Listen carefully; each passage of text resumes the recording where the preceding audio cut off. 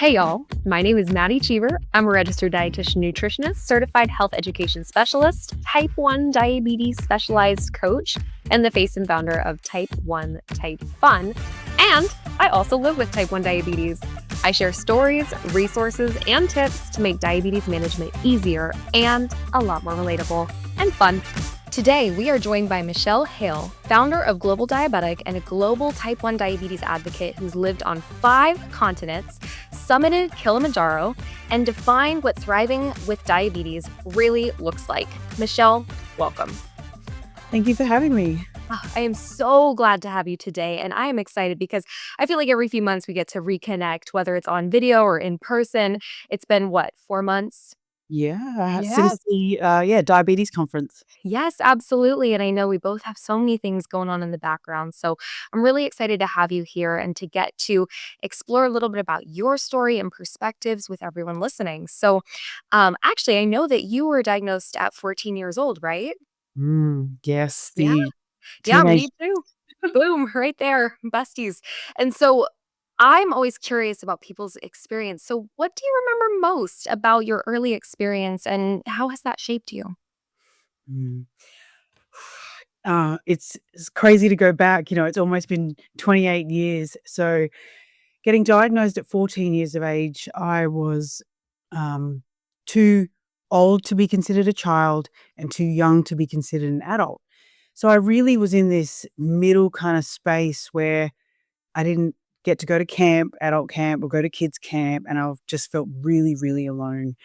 At the same time, it taught me to do everything for myself. So the emergency nurse did my first injection in my thigh, and I did every injection after that. Wow, Mm. that is a lot, and I remember those feelings for myself vividly too. Young enough to technically be a kid, and I benefited from my parents' insurance for sure, but old enough to have to do the carb counts by myself and to have adult conversations about type 1 diabetes when I went back to school and people were like, "Where'd you go?" I'm glad it happened to you too? I don't think anyone really noticed. I was in hospital when it was Valentine's Day, and so everyone gives out flowers, and so it was just a busy week. Yeah. I just don't think anyone noticed I was gone. Oh my goodness. I don't know what was mine. I was diagnosed a few days after Halloween, so I went home on Halloween day actually and was gone for the rest of that week and then finally hospital for a few days. I guess I was out for about a week and a half, and then there Mm. was a holiday break. So, yeah, I guess a week and a half. So, that maybe made it a little bit different because all of a sudden I wasn't in any classes. But I'm Mhm. glad that you were able to kinda get back to things, but I know that transition can be hard too. Did you have blurry vision when you went back? I had I wear glasses, and so I had really clear vision. So for me, having clear vision was this, like, how can I even see properly right now? So I just remember looking down the train tracks, getting the train home, and I could see them so clearly. I was like, "This is a miracle," but also something was wrong because I was going to the toilet every half an hour and drinking, like, 2 gallons of juice or Coke or lemonade or water or whatever I could get my hands on a day. Yeah. For me, it was diet cranberry juice. That's the one I vividly remember drinking so much of, and I can Mm. taste it still in my memories, if that makes sense. Wow. I know, it's one of those things. But I think it's really cool, and I don't mean to toot my own horn here, but I think it's really cool to take something that is so transformative in our lives and so many people's lives and to get to help others. And so for people who may not be familiar with the Global Diabetic platform, can you explain a little bit about what inspired you to start it and what type of content you provide? I started Global Diabetic because I just felt so alone in my own diabetes, and I just knew that there was a world out there online that I could connect with and that they could connect with me, and I've made so many friendships like yourself from, Instagram and just getting to know people online and building that community. So, one post at a time, being at a restaurant, climbing Kilimanjaro, having babies, I just realized that I don't have to go through diabetes alone, and by showing up online, I started my Instagram live show, Mondays with Michelle, over 5.5 years ago, every single week for over 270 weeks, I've gone live on Instagram to just spread stories about my lived experience. I've interviewed people who have made diabetes documentaries, athletes, musicians, mums, kids, like just everyone who lives it with diabetes but has this different life experience. But we connect because we know what it feels like to have a high or a low or to change your insulin pump at 3 a.m. And so I create content that's just basically my life and interviewing others so that we know that we're not alone and we can always watch a video online or someone else around the world is um, awake when you are and can be there for you. Ah, I think that that is incredible. Just really having that sense of you are not alone makes all of the difference when it comes to diabetes. Because I mean, diabetes kinda sucks sometimes, let's be honest, right? We know it's not like this ultimate thing where like, "Wow, we couldn't be luckier to have this," but also, sometimes we could be because it leads us to so many great people, community. It's taught me a ton about who I am and what I do and don't want in life, and I admire you for bringing so much community, connection, networking into your own life and so many others because of it. Thank you. Wow. Yeah. Absolutely. And you've lived and traveled all over the world with diabetes. I love that. Michelle, I don't know if I ever told you this, but I work at some diabetes camps and I'm the dietitian at some camps and they call me Mrs. Worldwide, but I think that you deserve that title. Like it is definitely I'm more so Mrs. Nationwide for now. For now, we'll see. We'll see. When this episode airs, I'm a few days away from going to Japan, so excited for that. But speaking of travels and adventures, I'm kind of curious about how you balance adventures and adventurous living, maybe like skydiving or climbing Kilimanjaro, with demands of managing type 1 diabetes. Mm. I feel like diabetes doesn't stop us doing anything, and the more prepared we are, the more freedom we have. So before I do anything super adventurous, skydiving, going up Kilimanjaro, having babies, I just prepare myself physically and mentally with whatever it's going to take. So I make a to-do list. Like before going up Kilimanjaro, I reached out to people on Twitter. I mean, it was 10, 11 years ago. And before having a baby, I Googled what to do before having a baby and then just slowly ticked things off the list. And the most important thing for me was thinking that I've done what I can to prepare. And then if something happens that I'm not prepared for, at least I've done the best that I can. And an example was going up Kilimanjaro. I'd packed every little thing on my list. And the one thing I forgot was the stickers for my CGM. And I was wearing a Guardian Medtronic back then, which needed the stickers. And so I couldn't wear a CGM and had to test my blood sugar for 6 days going up a mountain. Wow, that is incredible and scary, but here you are, you made it. Right. You did it. Exactly. So I think just being prepared, even if the most adventurous thing I do for a day is go for a walk or a long walk, taking candy in my pocket or a juice box or a couple of juice boxes, that is all I need to do to prepare because going low and not having a high snack is an emergency situation. It is. It is. Yeah. And I will say I know I'm always prepared with something, right? When I'm whether I'm filming or not, I always have something available. If I'm on a walk, if I in the car especially. Last night I had some fruit snacks in my bag because we went for a nice post dinner digestion walk and I went low from that, of course. So having that is essential. You're right. And actually, the core theme that I'm getting from this from what you're saying is there's the mental aspect, right? So it is mental preparation, but there's also maybe the mental load or generally mental health along with chronic disease. So, do you have any strategies that you've used to help you stay confident and maybe connected to yourself and others as opposed to feeling overwhelmed? Mm, great question. I think it would be knowing what I need, and it is definitely getting my hypo snacks like juice, candy, whatever it is, before I leave the house and knowing how much insulin I have on board.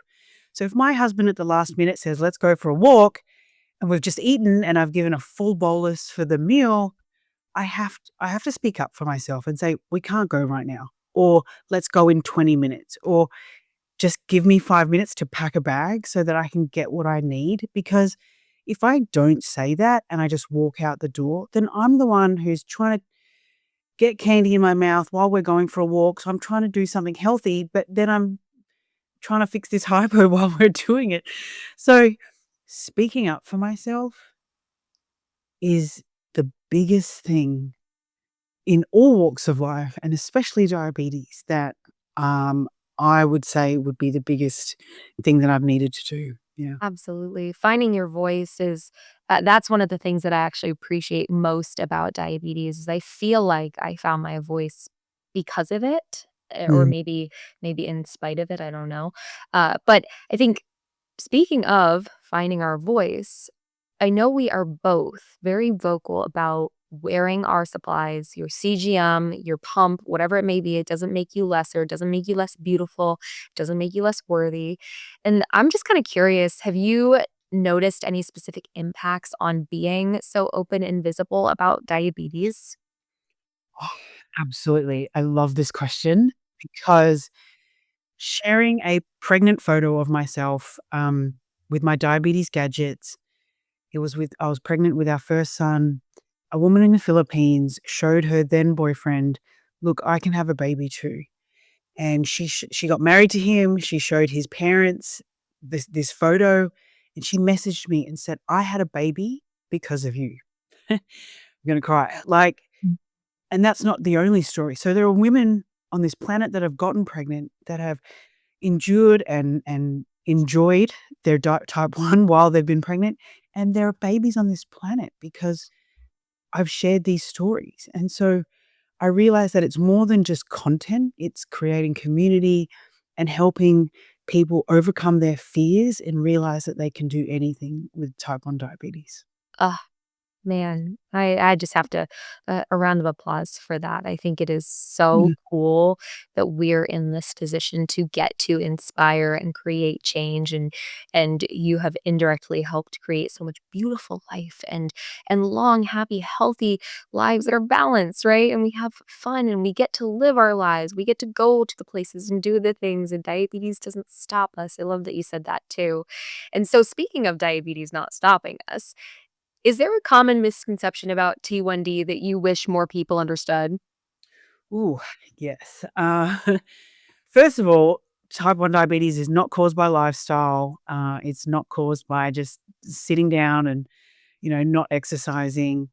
Um, Also, it's type 1 diabetes is not the bad kind of diabetes. I do not like when people say, "Oh, you've got the bad kind," and you're like, "Well, it just type 1 is, your pancreas just stops, and it's like the only thing powerful enough to stop us is ourselves."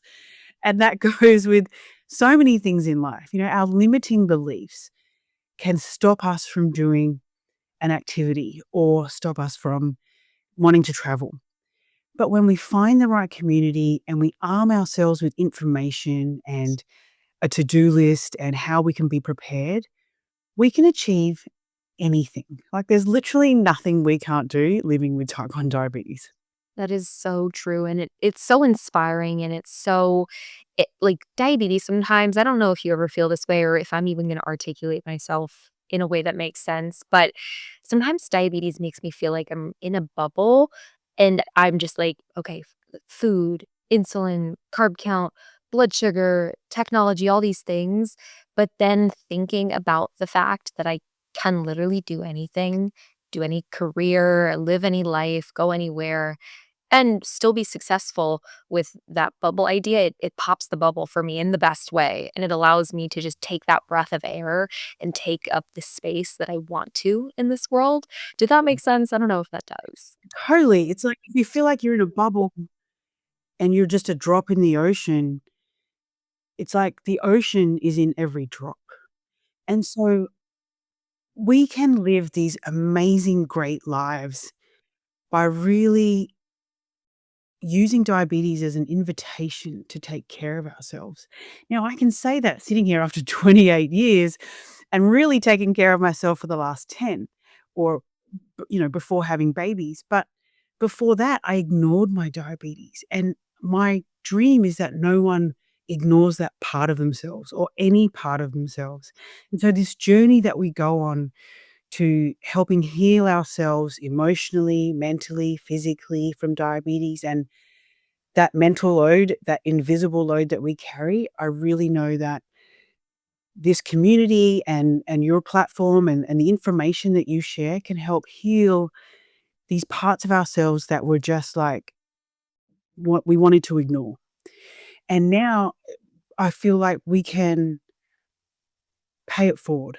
And now that we've healed and we're not sitting in a dark room crying about our diabetes, because I have done that, we can just help spread this message of positivity and really trying to um, use diabetes as an invitation to take care of ourselves. Absolutely, and maybe a point to that too, especially considering that we're so focused on the world of social media to spread this wonderful message. A lot of the times I feel like social media is it's a highlight reel, right? It's the good, it's the positive, it's the happy, it's the smiles, it's the vacation. Or we all post a selfie every day at the 9 to 5 or whatever it may be. And I think like sometimes I get these comments from people that are like, "Oh, like, I wish my diabetes was easy like yours and da da da."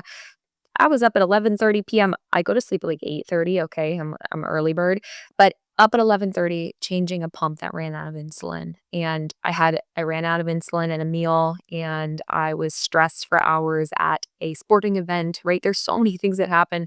I'm a professional diabetic, not a person or not a perfect one, and knowing that, right, no matter how educated we are, no matter how, prominent we are online, no matter how many devices we tried or whatever, it's never gonna be perfect, but that mindset piece that you're talking about, I think that that's the key, knowing that you can. Simply you can, and whatever it may be, you can. Right. It's those tools and strategies that we learn through the hard times that when something difficult happens again, we know how to overcome it. Like if you forget your insulin when you're out, instead of sort of letting it rob you of the joy of being out, you can say, look, is there anything I can do about it now? Maybe not. So maybe I could just try to be in the moment. And even if your blood sugar's going 200, 250, 300, I used to just put myself down and beat myself up mentally. You shouldn't have done that. Why did you forget your insulin? But now I can just say, look, okay, there's nothing I can do about it. Can I try and be in this moment and enjoy this sporting event or wherever I am? Yeah. Oh, that right there might be my favorite piece of advice today. I was actually thinking about asking you, I was gonna ask if you have any advice specifically for anyone who's been newly diagnosed. What Mm. do you wish someone maybe would have told you on day 1? And also assuming you actually, like, could hear it the way they meant it. Yeah, that's true. Sometimes people tell me things and I don't hear it until I'm ready, which I think but we're probably all like that, but I think finding community, finding support as early on as possible, and support could mean someone in the diabetes community, or it can mean speaking up to your partner or your family. Having someone that you can just talk to about it can really help cut in half the mental load that we're going through because it's carb counting, it's when have I taken my insulin, it's how am I going to get this prescription? I have to call the insurance company. All these things weigh us down so much that if we can just share that information with someone and how hard that time is, then it can feel a little lighter. So I know that I'm pretty sure like you're the same. Our DMs are open. You can message us anytime or find other people on Instagram or another social media platform that has a positive outlook because there are those people that do want to hear from you and want to hear that you're having a hard time and they can be there for you to listen to.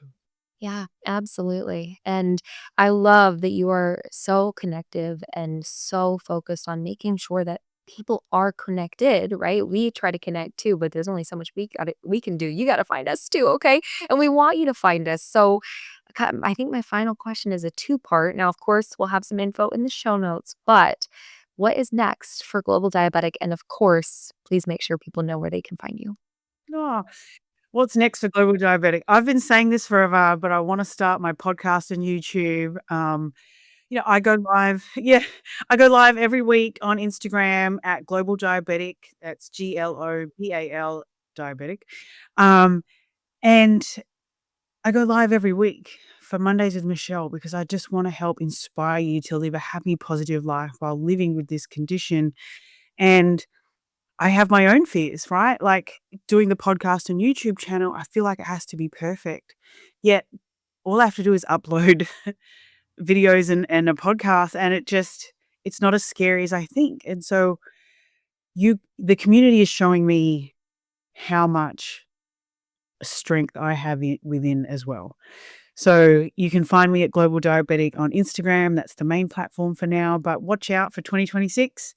The podcast and YouTube are coming. Yes, I'm so excited for you. And I'm just going to pressure you, do it. Absolutely. There's going to be challenges. It's never going to be perfect. But boy, have I had a blast. And I think that I can say with confidence that it's helped a few folks. And that to me makes it all worth it. So you've got to do it. So definitely, folks, keep an eye out. Keep a listening ear wherever it is that you're watching or listening. Make sure you stick around. But Michelle, thank you so much for such a great chat today. Thank you. That's it for today, my friends, but the fun doesn't stop here. If you liked this episode and want more real talk diabetes support, come hang out with me on social. Just search Type 1 Type Fun, all words, or head to type1typefun.com for tools, tips, freebies, and real-life resources you can actually use. And if this episode made you laugh, learn, or feel a little more seen, feel free to leave a comment, give it a like, share it with someone you love. But until next time, live empowered, be silly, have fun, and eat some carbs. The information shared on this podcast is for educational and informational purposes only and is not a substitute for professional medical advice, diagnosis, or treatment. Always seek the advice of your physician or qualified health provider with any questions you may have regarding a medical condition. Never disregard professional medical advice or delay in seeking it because of something you heard on this podcast.